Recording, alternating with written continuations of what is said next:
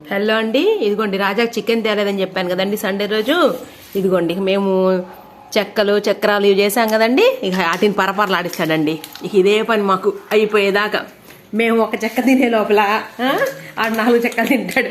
అదిగో స్వీట్గా. అంత స్వీట్ అయితే ఎట్లా కన్నా చిన్నగా తినాలి రాజా. కర్ర కర్ర కర్ర కర్ర ఇదే అండి ఇగో భజన మాకు. అదిగో నా చేతిలో ఉందంట. అదిగో అసలు ఇది ఏందండి, అసలు ఇదేం దౌర్జన్యం అండి, మీరే చెప్పండి. అదిగో సౌండ్ వినిపిస్తుందా?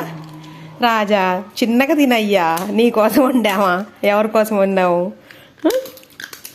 వాడి భాగం వాడికి వండాల్సిందేనండి. ఇప్పుడు కర్రం కర్రం వాడించుకుంటా. చూడండి అసలు ఫేస్ చూడండి, అసలు అది ముక్కలు చేసుకుని. అబ్బో అబ్బో ఎటు మా అమ్మోళ్ళు సండే రోజు చికెన్ తేలేదు, నన్ను దిగాలుగా పడుకున్నాడని చెప్పాను కదా. ఇక పరపరలాడిస్తున్నాడు అనమాట. కర్రం కర్రం కర్రం. చెక్కలైనా అంతే, చక్రాలైనా అంతే. మేము ఒక పార్ట్ తినే లోపల వాడు 5 పార్టులు తినేస్తాడనమాట. ఎంత బాగున్నాయా నీకు? అయ్యో చక్కగా తింటున్నావురా నాయన కన్నయ్య. నీకోసం వండినట్టున్నాము మేము, పిల్లల కోసం కాదు, మీ అక్క అన్నయ్య కోసం కాదు, నీకోసం వండామా? బాగున్నాయా? బాగున్నాయా? కరేపాకు అడ్డం వచ్చిందా?